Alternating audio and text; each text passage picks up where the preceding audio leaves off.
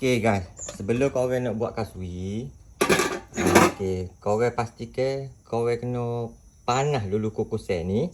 Lepas betul-betul panas, okey.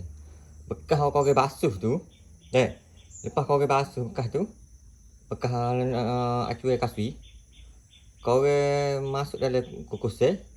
Lepas tu korang kena panas dulu biar buih-buih air apa semua. Biar dia nampak panas. Okey, baru kita sembur minyak. Odi guna minyak ni kita guna sembur lagi ni mudah sikit lah. Cepat, lagi cepat pun lagi cepat lah kita guna sembur lagi ni. Cepat pun cepat. Yang mana kita sembur ya. Sembur biar dia bekas tu betul-betul terpanas. Baru kita letak acuan kita. Baru kata comel sikit. Kita buat kasui kita. Orang panggil gedik. Berminyak.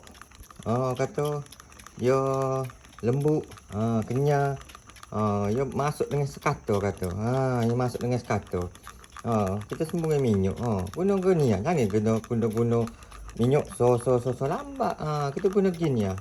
Mudah pantas. Guna gini. Kan cepat. Lepas tu kita tutup dia dulu. Kita tutup dia lebih ke dalam. Macam audio buat dalam 15 minit. Betul-betul ni betul-betul panas. Baru kita tutup. Baru cepat masuk. Dalam dan luar. Terima kasih. Odi share resipi kasui ke Odi.